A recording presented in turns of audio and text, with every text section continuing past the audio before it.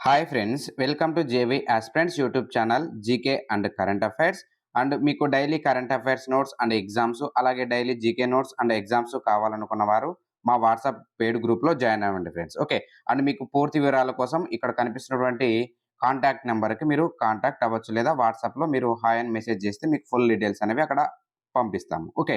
So ఇక ఈ వీడియోలో వచ్చేసి మనము 2024కు సంబంధించి సెప్టెంబర్ నెలకు సంబంధించి important current economy, so economy current affairs గురించి డిస్కస్ చేద్దాం. ఇది వచ్చేసి 2024 సెప్టెంబర్ నెలకు సంబంధించినది. అండ్ ఆల్రెడీ మనం 2024 జనవరి నుండి ఆగస్టు వరకు ఈ యొక్క ఎకానమీ కరెంట్ అఫైర్స్ అనేవి మంత్ వైజ్గా అప్లోడ్ చేయడం జరిగింది. సో ఆ వీడియోలు చూసిన తర్వాతనే మీరు ఈ యొక్క సెప్టెంబర్ నెలకు సంబంధించినటువంటి ఎకానమీ కరెంట్ అఫైర్స్ వీడియో చూడండి. ఎందుకంటే మీకు ఈ యొక్క మంత్ వైజ్ అప్డేట్ అనేది చాలా ఇంపార్టెంట్ ఈ యొక్క ఎగ్జామ్ పాయింట్ ఆఫ్ వ్యూలో. సో ఎకానమీ ఎందుకు అంత డిఫికల్ట్‌గా భావిస్తారంటే ఇది ప్రతి నెల మారుతూ ఉంటుంది. ప్రతి నెల లేదంటే ప్రతిరోజు, ప్రతి వారం ఈ యొక్క డిజిట్స్ అనేవి మారుతూ ఉంటుంది కాబట్టి ఈ యొక్క ఎకానమీ సబ్జెక్ట్ అనేది చాలా డిఫికల్ట్‌గా భావిస్తారు అందరూ కూడా. ఓకే. సో కాబట్టి మీరు మంత్ వైజ్‌గా అప్లోడ్ చేయడం జరిగింది. సో ఆ యొక్క వీడియో లింక్‌ని మీకు డిస్క్రిప్షన్ బాక్స్‌లో అలాగే కామెంట్ బాక్స్‌లో కూడా ఇవ్వడం జరిగింది. సో ఆ యొక్క ముందు వీడియోలు చూసిన తర్వాత ఈ యొక్క వీడియో చూడండి, మీకు పూర్తి వివరాలు అర్థమవుతాయి. Okay friends. సో ఇక ఆలస్యం చేయకుండా టాపిక్‌లకి తెలుపుదాం. సో వీడియోలోకి వెళ్ళే ముందు ఒకే ఒక చిన్న రిక్వెస్ట్. సో మీకు కూడా మేము ఇచ్చేటువంటి కంటెంట్ నచ్చినట్టయితే తప్పకుండా సబ్స్క్రైబ్ చేసుకోవడానికి ప్రయత్నం చేయండి. సో చాలామంది ఛానల్‌ని విజిట్ చేస్తున్నారు కానీ సబ్స్క్రైబ్ చేయడం లేదు. సో మీకు కంటెంట్ నచ్చినట్టయితే తప్పకుండా సబ్స్క్రైబ్ చేసుకోవడానికి ప్రయత్నం చేయండి. Okay friends. సో ఇక్కడ చూద్దాం. నెక్స్ట్ ఫస్ట్ టాపిక్ వచ్చేసి, సో ప్రతి నెల ఎకానమీ కరెంట్ అఫైర్స్‌లో భాగంగా మనం ఫస్ట్ టాపిక్ డిస్కస్ చేస్తాం. ఏంటంటే జీఎస్టీ వసూళ్లకు సంబంధించి. ఎందుకంటే ఇంపార్టెంట్ టాపిక్ ఇది. సో ఇక్కడ 2024 ఆగస్టు నెలలో ఎంత శాతం జీఎస్టీ వసూలు నమోదయ్యాయి, లేదా ఎన్ని లక్షల కోట్లు నమోదయ్యాయి అని అడుగుతారు మీకు ఎగ్జామ్ పాయింట్ ఆఫ్ వ్యూలో. సో ఇక్కడ 2024 ఆగస్టు నెలలో జీఎస్టీ వసూలు వచ్చేసి 10% పెరిగి 1.75 లక్షల కోట్లకు చేరడం జరిగింది 2024. అలాగే 2024 జూలై నెలలో ఎన్ని లక్షల కోట్ల జీఎస్టీ వసూలు నమోదయ్యాయంటే 1.82 లక్షల కోట్లు. అలాగే జూన్ నెలలో వచ్చేసి 1.74 లక్షల కోట్లు. అండ్ ఇక్కడ ఇంపార్టెంట్ నోట్ అయితే చూద్దాము. సో జీఎస్టీ అమల్లోకి వచ్చినప్పటి నుండి, సో జీఎస్టీ ఎప్పుడు అమల్లోకి వచ్చింది, మీకు ఆన్సర్ తెలిసినట్లయితే ఆన్సర్‌ను కామెంట్ బాక్స్‌లో తెలియజేయండి. ఓకే. సో ఆన్సర్ క్వెషన్ వచ్చేసి మీకు జీఎస్టీ ఎప్పుడు అమల్లోకి వచ్చింది, ఏ సంవత్సరంలో అండ్ ఏ తేదీన. ఓకే. సో ఇక్కడ జీఎస్టీ అమల్లోకి వచ్చినప్పటి నుండి అధిక జీఎస్టీ వసూళ్లు ఏ నెలలో నమోదయ్యాయి అని మీకు ఎగ్జామ్ పాయింట్ ఆఫ్ వ్యూలో అడిగే అవకాశం ఉంది. సో ఆన్సర్ వచ్చేసి 2024 ఏప్రిల్ నెల. 2024 ఏప్రిల్ నెల. సో ఎన్ని లక్షల కోట్ల జీఎస్టీ వసూలు నమోదు అయ్యాయి అంటే 2024 ఏప్రిల్ నెలలో 2.10 లక్షల కోట్లు వసూళ్లు కావడం జరిగింది. హైయెస్ట్ జీఎస్టీ వసూలు అన్నమాట ఇప్పటి వరకు. ఓకే. నెక్స్ట్ టాపిక్ చూద్దాం. సో భారత వృద్ధి రేటును పెంచినటువంటి మూడీస్ సంస్థ. సో ఇక్కడ మనం ప్రతి నెలలో కూడా ఈ యొక్క మూడీస్ సంస్థలు లేదంటే వివిధ సంస్థలు భారతదేశ జీడీపీ గ్రోత్ రేటును పెంచడం గానీ, లేదంటే సవరించడం గానీ జరుగుతూ ఉంటుంది. సో ఇలాంటివి ఇంపార్టెంట్ ఎగ్జామ్ పాయింట్ ఆఫ్ వ్యూలో అడుగుతారు ఇక్కడ. సో ఇక్కడ భారత వృద్ధి రేటును మూడీస్ సంస్థ పెంచిందనమాట. సో ఒకసారి చూద్దాం. 2024, 25 అంటే ప్రెజెంట్ ఫైనాన్షియల్ ఇయర్‌లో భారతదేశ జీడీపీ వృద్ధి రేటును మూడీస్ సంస్థ పెంచడం జరిగింది. సో 6.8% నుండి 7.2%కు పెంచడం జరిగింది. 6.8% నుండి 7.2%కి పెంచడం జరిగింది. సో మీకు ఒక్కసారి డైరెక్ట్ క్వెషన్ అడుగుతారు. సో ప్రెజెంట్ ఫైనాన్షియల్ ఇయర్‌లో మోడీ సంస్థ ఎంత శాతంగా అంచనా వేసింది భారతదేశ జీడీపీ అంటే 7.2%. అండ్ ఈ యొక్క 7.2% కొన్ని రోజులకు లేదా కొన్ని వారాలకు ఏమవుతుందంటే దీన్ని పెంచొచ్చు లేదంటే తగ్గించొచ్చు. సో కాబట్టి ఈ యొక్క ఎకానమీ ఎందుకు క్లిష్టతరంగా భావిస్తారంటే ఈ యొక్క డిజిట్స్ అనేవి ఈ రోజు ఉన్నట్టు రేపు ఉండవు. మారుతూ ఉంటుంది. కాబట్టి క్లిష్టతరంగా భావిస్తారు. సో ఈ యొక్క 7.2 మరుసటి రోజుకి 7.1 కావచ్చు, 7.3 కావచ్చు, లేదంటే 7.5 కావచ్చు. ఇలా చేంజ్ అవుతూనే ఉంటుంది. సో ప్రెజెంట్ అయితే సెప్టెంబర్ నెల మొదటి వారంలో వచ్చేసి 7.2%గా అంచనా వేశారు. ఇది రిజర్వ్ బ్యాంక్ ఆఫ్ ఇండియా కూడా 7.2%గా అంచనా వేయడం జరిగింది. ఓకే. ఇంపార్టెంట్. అండ్ భారతదేశ వృద్ధి అంచనాను వరల్డ్ బ్యాంక్ పెంచడం జరిగింది. సో వరల్డ్ బ్యాంక్ అనేది మనకి ఇంపార్టెంట్. ఈ యొక్క వరల్డ్ బ్యాంక్ ఇచ్చేటువంటి ఎకానమీ భారతదేశ ఎకానమీపై చాలా ఇంపాక్ట్ అనేది చూపిస్తుంది. సో చూద్దాం ఇక్కడ. సో భారతదేశ ఆర్థిక వ్యవస్థ వృద్ధి రేటు అంచనాలను ప్రపంచ బ్యాంక్ అనేది పెంచడం జరిగింది. సో 2024 అంటే ప్రెజెంట్ ఫైనాన్షియల్ ఇయర్‌లో 6.6% వృద్ధి రేటు లభిస్తుందని 2024 జూన్‌లో అంచనా వేయడం జరిగింది. 2024 జూన్‌లో. అయితే తాజాగా అంటే 2024 ఈ యొక్క సెప్టెంబర్ నెలలో 7%కి సవరించడం జరిగింది. సో చూడండి, 6.6% నుండి 7%కి పెంచడం జరిగింది. ఎక్కడికి? జూలై నుండి సెప్టెంబర్‌కు జస్ట్ 2 మంత్స్ మాత్రమే తేడా. సో, జూన్ నుండి సెప్టెంబర్ నాటికొచ్చే నాటికి 6.6% నుండి 7%కి దాదాపు 0.4% పెంచడం జరిగింది. సో, ఇలాంటివి మీకు డిఫికల్ట్ లెవెల్ అడుగుతూ ఉంటారు. గుర్తుపెట్టుకోండి. ఓకే. అండ్ వచ్చే ఆర్థిక సంవత్సరాల్లో అంటే 2025, 26 ఆర్థిక సంవత్సరాల్లో అలాగే 2026, 27 ఆర్థిక సంవత్సరాలను కూడా భారత వృద్ధి రేటు కూడా బలంగా ఉంటుందని వరల్డ్ బ్యాంక్ అంచనా వేయడం జరిగింది. సో, ఇది మీకు వరల్డ్ బ్యాంక్ సంబంధించి. ఇక్కడ చూద్దాం. వివిధ సంస్థలు భారతదేశానికి సంబంధించి వృద్ధి రేటును ఏ విధంగా అంచనా వేశారనేది ఒకసారి చూద్దాము. సో, ఇందాక డిస్కస్ చేసాం. మోడీ సంస్థ 7.2% అలాగే రిజర్వ్ బ్యాంక్ కూడా 7.2% అండ్ మీకు తెలుసుగా వరల్డ్ బ్యాంక్ వచ్చేసి 7.0%. 7.0%. సో, ఇదంతా కూడా లేటెస్ట్ ఇంపార్టెంట్ అప్డేట్ ఇన్ఫర్మేషన్ ఇదంతా కూడా. సో, కాబట్టి మీకు వీలైతే ఒక చోట రాసుకోండి. ఓకే. అలాగే ఐఎంఎఫ్ ఇంటర్నేషనల్ మానిటరీ ఫండ్ వచ్చేసి ప్రెజెంట్ ఫైనాన్షియల్ ఇయర్‌లో భారతదేశ వృద్ధి రేటును 7.0%గా వరల్డ్ బ్యాంకు అలాగే ఐఎంఎఫ్ 2 కూడా ఒకటే. అలాగే ఆసియా డెవలప్‌మెంట్ బ్యాంక్ కూడా 7.0%. అలాగే ఆర్థిక సర్వే భారతదేశ ఆర్థిక సర్వే వచ్చేసి 6.5% నుండి 7%గా అంచనా వేయడం జరిగింది. అలాగే గోల్డ్‌మ్యాన్ సాచ్ వచ్చేసి 6.7%గా అలాగే ఇండియా రేటింగ్స్ వచ్చేసి 7.5%గా అంచనా వేయడం జరిగింది. సో, ప్రెజెంట్ మీకు ప్రపంచ బ్యాంకు అధ్యక్షుడిగా ఎవరున్నారంటే అజయ్ బంగా ఉన్నారు. ఓకే. అజయ్ బంగా ఉన్నారు. And next topic. సో, భారతదేశంలోకి ఈ యొక్క ఫారిన్ డైరెక్ట్ ఇన్వెస్ట్‌మెంట్స్. సో, విదేశీ ప్రత్యక్ష పెట్టుబడులనేవి వరద రూపంలో వస్తున్నట్టు అంటే వరద అంటే ఇక్కడ ఏంటంటే అధిక రూపంలో వస్తున్నట్టు అర్థం. సో, చూద్దాం వివరాలకెళ్దాం. సో, 2024, 25 ప్రెజెంట్ ఫైనాన్షియల్ ఇయర్‌లో ఏప్రిల్, జూన్ మధ్య కాలంలో ఈ యొక్క ఎఫ్‌డిఐలు వచ్చేసి 48% పెరిగి $16.17 బిలియన్ చేరడం జరిగింది. మొదటి త్రైమాసికం అంటారు. సో, త్రైమాసికం అంటే తెలుసు కదా! 3 నెలలను మనం త్రైమాసికం అని పిలుస్తారు. ఏప్రిల్, మే, జూన్ ఈ 3 నెలలను కలిపి మొదటి త్రైమాసికం అని పిలుస్తారు. అలాగే జూలై, ఆగస్ట్, సెప్టెంబర్ వచ్చేసి రెండవ త్రైమాసికం అని పిలుస్తారు. ఓకే. సో, ఇక్కడ ఈక్విటీలతో కలిపి మొత్తం ఎఫ్‌డిఐలు $7.56 బిలియన్ నుండి 28% పెరిగి $22.49 బిలియన్ చేరడం జరిగింది. సో, ఇక్కడ చూద్దాం. వార్షిక ప్రాతిపదికన ఏప్రిల్ నెలలో $4.91 బిలియన్ అలాగే మే నెలలో వచ్చేసి $5.85 బిలియన్ అలాగే జూన్ నెలలో వచ్చేసి $5.41 బిలియన్. సో, ఎందుకు ఇలా మనం విడమర్చి చెప్పుకుంటున్నామంటే ఒక్కొక్క టాపిక్. సో, మీకు ఎగ్జామ్ పాయింట్ ఆఫ్ వ్యూలో అడుగుతారు. ఏప్రిల్ నెలలో ఎన్ని బిలియన్ ఎఫ్‌డిఐలు వచ్చాయి? అలాగే మే నెలలో ఎన్నొచ్చాయి? జూన్ నెలలో ఎన్నొచ్చాయి? అని అడుగుతూ ఉంటారు. కాబట్టి మీకు ప్రతీదీ ఇక్కడ డిస్కస్ చేస్తున్నాం. సో, ఇక్కడ రాష్ట్రాల వారీగా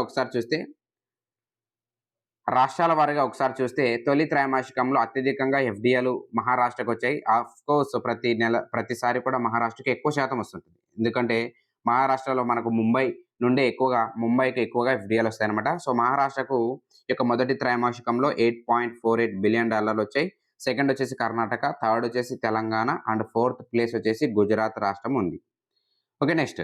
సో, ఫ్లెక్సీ ఫ్యూయల్ వాహనాలపై జీఎస్టీ తగ్గించాలని ప్రెజెంట్ ఈ యొక్క కేంద్ర రహదారి శాఖ మంత్రి ఎవరున్నారు? నితిన్ గడ్కరీ ఉన్నారు. సో, ఆయన స్వయంగా ఈ యొక్క ఫ్లెక్స్ ఫ్యూయల్ వాహనాలు ఏవైతే ఉంటాయో వాటిపై జీఎస్టీ తగ్గించాలని చెప్పారు. సో, ఇలాంటివి మీకు డైరెక్ట్ కేంద్ర మంత్రులే ఈయన ప్రతిపాదనలు చేశారు కాబట్టి ఇలాంటివి అడుగుతుంటారు. గుర్తుపెట్టుకోండి. సో, వివరాలకెళ్తే ఫ్లెక్సీ ఫ్యూయల్ వాహనాలపై వస్తు సేవల పన్నులను 12%కి తగ్గించే అంశాన్ని జీఎస్టీ కౌన్సిల్ సమావేశంలో రాష్ట్రాల ఆర్థిక మంత్రులు పరిశీలించాలని కేంద్ర రోడ్డు రవాణా శాఖ మంత్రి నితిన్ గడ్కరీ సూచించారు.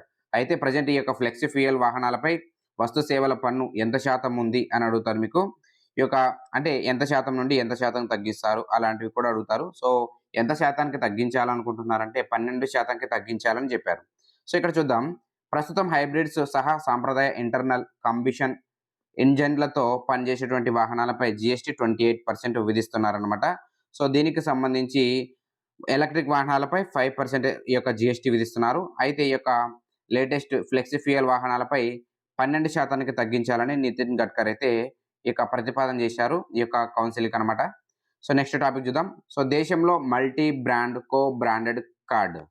సో, పాప్ సంస్థ రూపే మరియు యెస్ బ్యాంక్‌తో కలిసి దేశంలో తొలి మల్టీ బ్రాండ్ బ్రాండెడ్ కార్డులను ప్రారంభించింది. ఈ యొక్క కార్డు పేరేంటంటే Yes Bank Pop Club RuPay credit card. Yes Bank Pop Club RuPay credit card. Okay. Next Smile Pay. ఈ యొక్క ఫేషియల్ పేమెంట్ సిస్టమ్ అనమాట ఇది స్మైల్ పే అనేది. సో చూద్దాం ఒకసారి. భారతదేశంలో తొలిసారి facial payment system, facial payment సిస్టమ్‌ను దాని పేరేంటంటే స్మైల్ పే అని అంటారు. ఫెడరల్ బ్యాంక్ అయితే దీన్ని ఆవిష్కరించింది. సో మీకు ఎగ్జామ్ పాయింట్ ఆఫ్ వ్యూలో అడుగుతారు. భారతదేశంలో తొలిసారిగా ఏ బ్యాంకు ఈ యొక్క స్మైల్ పే పేరిట ఫేషియల్ పేమెంట్ సిస్టమ్‌ను ప్రారంభించిందంటే ఫెడరల్ బ్యాంకు. సో మీకు తెలుసు కదా, ఫెడరల్ బ్యాంక్ ప్రధాన కార్యాలయం వచ్చేసి కేరళలోని కొచ్చిలో ఉంటుంది. అండ్ దీని యొక్క ఎప్పుడు ఏర్పడిందంటే 1931లో ఏర్పడింది. ప్రెజెంట్ మేనేజింగ్ డైరెక్టర్ మరియు సీఈఓగా ఎవరున్నారంటే శ్యామ్ శ్రీనివాసన్ ఉన్నారు. ఓకే. నెక్స్ట్ టాపిక్ చూద్దాం. సో ఫేమ్ స్థానంలో పీఎం ఈ డ్రైవ్ పథకం. సో వాస్తవానికి ఈ యొక్క పీఎం ఈ డ్రైవ్ పథకం ఎప్పటి నుండి అమల్లోకి వచ్చిందంటే 2024 అక్టోబర్ 1 నుండి అమల్లోకి వచ్చింది. సో ఈ యొక్క పథకానికి కేంద్ర ప్రభుత్వం ఇటీవల కేంద్ర కేబినెట్ కూడా రీసెంట్‌గా ఆమోదం తెలపడం జరిగింది. సో వాస్తవానికి ఈ యొక్క పీఎం ఈ డ్రైవ్ అనేటువంటి పథకాన్ని దేని స్థానంలో తీసుకొస్తున్నారంటే ఫేమ్ అనేటువంటి స్థానంలో తీసుకొస్తున్నారు. సో ఒకసారి చూద్దాం. దేశంలో విద్యుత్ వాహనాల వినియోగాన్ని ప్రోత్సహించే నిమిత్తము ఫేమ్ అనేటువంటి ఒక పథకం స్థానంలో పీఎం ఈ డ్రైవ్ పథకాన్ని 10,900 కోట్లతో ప్రారంభిస్తున్నట్లు కేంద్ర ప్రభుత్వం అయితే ఆమోదం తెలిపింది. సో ఏంటి యొక్క పీఎం ఈ డ్రైవ్ అంటే ఫుల్ ఫామ్ చూస్తే ఒకసారి ప్రధానమంత్రి electric drive revolution in innovative vehicle enhancement. So 2 సంవత్సరాల పాటు ఇది అమల్లో ఉంటుందన్నమాట. ఈ యొక్క పథకంలో భాగంగా 500 కోట్లతో ఈ అంబులెన్స్‌లను మొత్తంగా చూసుకుంటే ఇది వచ్చేసి ఎలక్ట్రానిక్ అంబులెన్స్‌లు అయితేనేమి, వాహనాలు అయితేనేమి, వివిధ పరికరాలన్నీ కూడా ఎలక్ట్రానిక్ ఆధారితమైనవి తీసుకుంటారు. ఓకే. అండ్ ఈ యొక్క పథకంలో భాగంగానే పీఎం ఈ బస్ పథకానికి 3,435 కోట్ల రూపాయలు కూడా కేటాయించడం జరిగింది. సో ఫేమ్ అనేటువంటి పథకాన్ని 2015లో తొలిసారి ప్రారంభించడం జరిగింది. తద్వారా దీనికి వెర్షన్స్ ఫేమ్ 1, ఫేమ్ 2 అనేటువంటివి కూడా తీసుకొస్తున్నారు. సో ఈ యొక్క ఫేమ్ 1 పథకంలో భాగంగానే ఇప్పుడు పీఎం ఈ డ్రైవ్ పథకాన్ని తీసుకొస్తున్నారు. ఫేమ్ అంటే ఏంటంటే faster adoption and manufacturing of hybrid and electronic vehicles. Okay. Electronic vehicles important. ఏ సంవత్సరం ప్రారంభించారు? 2015లో. సో ఇప్పుడు one of the most important topic గురించి డిస్కస్ చేద్దాం. సో ఏంటంటే జీఎస్టీ కౌన్సిల్ మీటింగ్ వివరాలు. 54వ జీఎస్టీ కౌన్సిల్ మీటింగ్ ఇటీవలే 2024 సెప్టెంబర్ 9న జరిగింది. సో ఆ రోజున కేంద్ర మంత్రి నిర్మలా సీతారామన్ అధ్యక్షతన అయితే జరుగుతుంది. సో వాస్తవానికి జీఎస్టీ కౌన్సిల్‌కు అధ్యక్షత ఎవరు వహిస్తారంటే ఫైనాన్స్ మినిస్టర్. ప్రెజెంట్ ఎవరున్నారంటే నిర్మలా సీతారామన్ ఉన్నారు. సో ఇవి ఎన్నో సమావేశం అంటే 54వ సమావేశం. సో వివరాలు ఒక్కొక్కటి చూద్దాం ఇక్కడ ఏవి నిర్ణయాలు తీసుకున్నారనేవి. సో 2023 అక్టోబర్ 1 నుండి ఆన్‌లైన్ గేమింగ్‌పై 28% పన్ను విధించిన తర్వాత మొదటి 6 నెలల్లోకి ఈ విభాగం నుండి జీఎస్టీ వసూళ్లు 412% పెరిగి 6,909 కోట్లకు చేరడం జరిగింది. సో అంతకుముందు 6 నెలల్లో చూసుకుంటే 1,349 కోట్లుగా ఉన్నాయి. సో ఇది ఎందుకు ఈ డేటా ఇంపార్టెంట్ అంటే ఫస్ట్ ఈ అంశం పైన డిస్కస్ చేయడం జరిగింది అక్కడ. ఓకే. అండ్ ఇక్కడ చూద్దాం. క్యాన్సర్ ఔషధాలపై జీఎస్టీ ఎంత శాతానికి పరిమితం చేశారంటే 5%. ఇంపార్టెంట్ చూడండి ఇవన్నీ కూడా. ఎంత శాతానికి విధిస్తున్నారంటే 5%కి విధిస్తారు. ఇంతకుముందు ఇది 12%గా ఉండేది. 12% నుండి నేరుగా ఇప్పుడు 5%కి రావడం జరిగింది. అలాగే నమ్కీన్స్‌పై జీఎస్టీ 18% నుండి 12%కి తీసుకురావడం జరిగింది. తగ్గించారు. అలాగే కేదార్‌నాథ్ యాత్రికుల హెలికాప్టర్ ప్రయాణంపై జీఎస్టీని కూడా మండలి తగ్గించడం జరిగింది. సీట్ల పంపిణీ ప్రాతిపదికన హెలికాప్టర్‌లో ప్రయాణికులకు జీఎస్టీని 5%కి సవరించాలని నిర్ణయించింది. అయితే చార్టర్ హెలికాప్టర్‌ను వినియోగిస్తే మాత్రము అంటే ప్రత్యేకంగా ఒకవేళ అద్దెకు తీసుకుంటే 18% జీఎస్టీ విధిస్తారు. సో వాస్తవానికి కేదార్‌నాథ్ యాత్రికుల నార్మల్ ప్రయాణాలపై ఎంత శాతం జీఎస్టీ విధిస్తారంటే 5% ఏస్తారు. ఒకవేళ ప్రైవేట్ జెట్స్ మాత్రం ఉపయోగిస్తే మాత్రం 18% జీఎస్టీ విధిస్తారు. అండ్ ఇక్కడ నెక్స్ట్ ఫిఫ్త్ పాయింట్, కారు సీట్లపై జీఎస్టీని 18% నుండి 28%కి పెంచడం జరిగింది. 18%, 28%కి పెంచారు. కేంద్ర రాష్ట్రాల అనుబంధ యూనివర్సిటీలు లేదా ఆదాయపు పన్ను మినహాయింపు ఉన్నటువంటి విద్యా సంస్థల ద్వారా పరిశోధన అభివృద్ధి కార్యక్రమాల నిమిత్తం వచ్చేటువంటి గ్రాంట్లు లేదా నిధులకు జీఎస్టీని మినహాయింపు ఇచ్చారు. అంటే ఈ యొక్క సంస్థలకు వచ్చేటువంటి గ్రాంట్లు లేదా నిధులకు సంబంధించి జీఎస్టీని మినహాయింపునివ్వడం జరిగింది.